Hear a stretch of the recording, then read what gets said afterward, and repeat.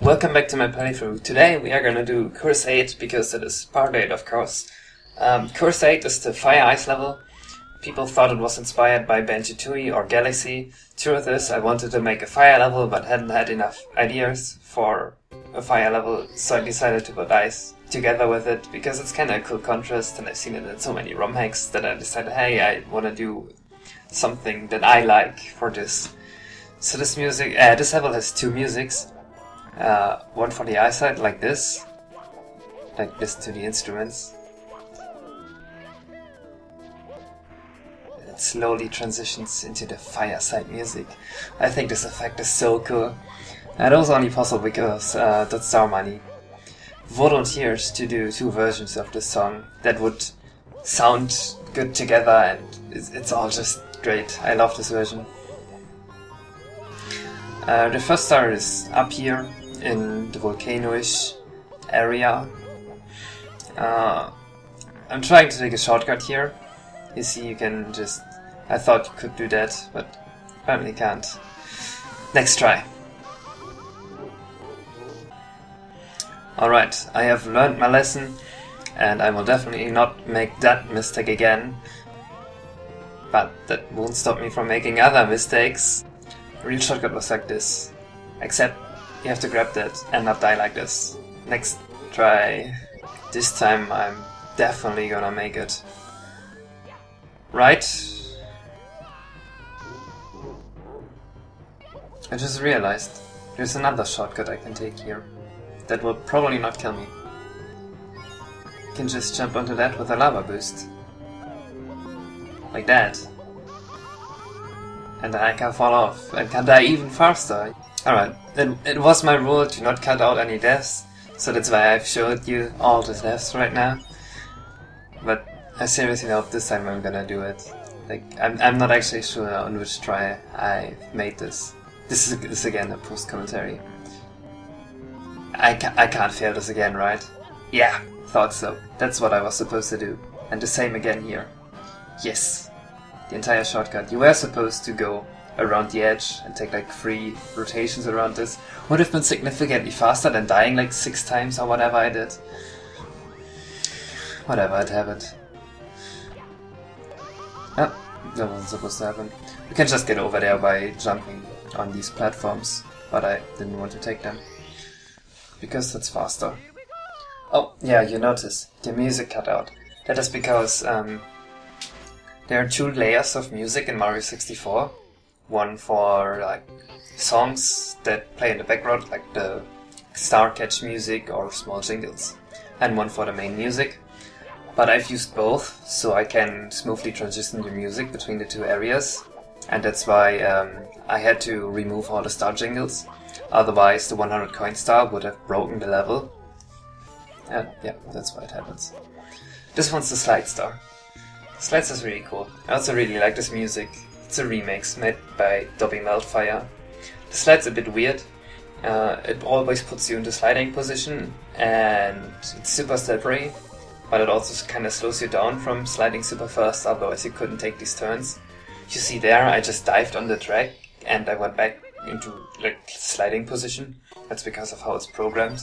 But it's all to make it easier for the player, so you don't like take fall damage and don't fall off all the edges. This is another puzzle star. I think there are 2 actual puzzles in the level, in the game. One was in Stones Next Shatters and this is the second one. Maybe there were more, and I just can't remember them right now. You have to use a mechanic pretty unique to this level for the puzzle, which I like. It was maybe a bit hard to find, but I mean, it was hugely transparent right beneath it, so you knew you could get down. So these switches, they react to heat, that's what would be in the sign. The red ones and the blue ones, and you have to figure out how they react to heat. And there are these gates, and each time a switch is on the wrong temperature, their gate goes up, so you can't go through. So you have to put all the switches to the right temperature. There's an ice flower in here, and a fire flower in the other one. What you can do with the ice flower is You can freeze the Goombas like that. If you want, you can stomp them. But if you want to get 2 coins out of 1 Goomba, which is 1 more than you usually get, you can just unfreeze them again. That way you can get more coins in this level if you want. But let's do the puzzle. The Ice Flower, by the way, it's exclusive to this level. So, the blue ones you freeze. You see, the gate just went down. The other blue gate will also go down once I freeze that one. And the red ones you unfreeze. Kinda like you associate red with hot and blue, both called instinctively. So this puzzle shouldn't be too difficult, I think. I don't think many people had trouble with this, if they tried to figure it out. It's not as difficult as the puzzle in Stone Snake Shatters. This one's a bit more confusing. You have these snowballs and bombs and these spike traps, and if they go into the spikes, the thing explodes. And on the end of the rows there are switches, and if you press all switches down, you will get a star. But the thing is, if a bomb goes into the same hole as the snowball, the bomb explodes and the snowball disappears. So you have to do that to the bombs, otherwise you lose. I've got pretty lucky and solved it like immediately. Usually you have to get lucky, so you actually get the snowballs into the holes that you need them in. I apologize if that was a bit too fast. I just got lucky, otherwise I would have had more time to explain it. Another Silver Star mission. I'm honestly not a huge fan of these, but they were in so many Mario games that I thought I'd include them. I actually kinda regret putting so many Silver Stars in the game. They don't really add to the game what I wanted to add to the game. So the Silver Stars, they are all in the volcanic area. You just have to make sure not to die. Little trick, if you want to make this mission easy on you, what you can do is you can get the Ice Flower, and it's kinda like in Mario Galaxy, where when you step on lava with the Ice Flower, it creates an ice pad under you that you can walk on. So you don't take damage from the lava, and you can just walk freely in this level. The Ice Flower in this level is on the ice side, so you'd have to walk a bit every time you took damage. By the way, the coins you just saw, you can get them with the Ice Flower without taking damage too. That's how you're supposed to get them. Some people were confused, whoa, this is stupid, there are coins I can't get without taking damage. This isn't how games should be. But they just oversaw that. And that's already all the Silver Stars. Easy star.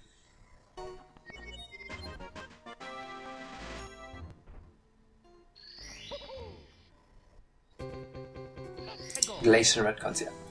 Of course, a Red Coin mission. And 100 coins. So I'm gonna answer some of your questions again. By the way, if you have more questions that you want me to have answered, just ask them in the comments and I can talk about them. Because I'm really running low on questions. I don't know what to talk about with these 100 coins all the time. Unless I have something to mention about the game. So one of the questions I've gotten was, have I thought of doing ROM-hacks for other games? I really don't want to do any more ROM-hacks for no game. But in the past I've kind of done ROM-hacks for other games. Oh yeah, here you can see the ice pads. By the way, that is dry ice, and if you go on there without the Ice Flower, you just take damage. There was also another enemy, I will talk about that enemy in Mission 6. I got off track. Yeah, I have thought of doing ROM-hacks for other games. I won't do them in the future, but in the past I've made a Crystal Shards double speed version, because the original Kirby 64 Crystal Shards was just too slow to play for me, and I wanted to play for the game because I haven't as a kid. But I just couldn't stand the slow physics, so I made the double speed mod. And because many people requested it, I made Ocarina of Time Chaos Edition that horribly failed. It was literally unplayable because I didn't really put the necessary effort into it, and I didn't know much about Ocarina of Time, so... yeah, that's all you gotta know about games I've hacked outside of Mario 64. Am I gonna make more object patches? If you don't know what the more object patches are and you're watching this, I've made patches for other ROM hacks that added many objects to the game, like from 3D World and Galaxy. For example, flagpoles, flip swap platforms, these green things that move on rails, all the stuff like that. I've made 3 of those patches. I don't know how many objects there were, probably like 25. And the purpose of that was to enable other ROM hack creators to add more custom stars to their ROM hacks, because I felt that other people that couldn't ASM hack had really boring stars in their hacks. Except actually Starwood. Starwood went around that gloriously. Starwood did a really good job at making interesting stars, but all the other ROM hacks I didn't really like that, so that's what I made the more object patches for. But the patches have more been used as a means to show off the new objects rather than to do creative stuff with them, and I've often not been credited, which it got me a bit mad. I shouldn't be mad about silly stuff like that. I mean, it wouldn't exactly stop me from making any more objects patches, but since I'm not ROM hacking anymore anyway, I don't really feel too motivated to make any more objects patches, even if I had incentive to do so. Anyway, we just collected the 8 reds. I missed a bunch of coins on accident because I stupidly didn't route this 100 coin store again. Or I completely forgot the route. I'm not sure which one, either one of those. So let's kill some scuttlebugs around here. Careful not to get burned by that fiery guy that was off camera, but I knew he was there, so I jumped over him. There's a ring of 8 around. Yeah, I just call them fiery. I'm not actually sure how they are called. Actually, no. Why would I already have a name? I invented them for this game. I can actually decide what their name is, because I am the creator. What amazing power I have. And I'm gonna decide they are called fiery, and you can't do anything about that. And that's all we had to do for this star. Next up is probably the coolest star on this level. I'll just wait until the name shows before I tell you what's going on. I don't wanna spoil it. Beat the Blarks. Yeah, we've already seen one of them during the 100 coin mission, the blue one. You have to beat the blue one with the fire flower, and you have to beat the red one with the ice flower. These are from Yoshi's Island, one of my favorite games. By the way, these cannons are there because the level is really big, so you have to get around it somehow. There's also a teleporter, so you can do that faster. I don't like when the player has to do really long walking sections. It just kind of slows the pace of the game down. These blocks are actually free. They don't really do much. If you just stand there, they will go at you and actually be really mean to you. But on that distance, they can't do anything to you. Yeah, the blue one you have to beat with the fire flower. It's a bit more dangerous because you actually can't create these ice pads under you anymore. And you can easily step into the lava here. Be careful not to get hit by that freezy guy.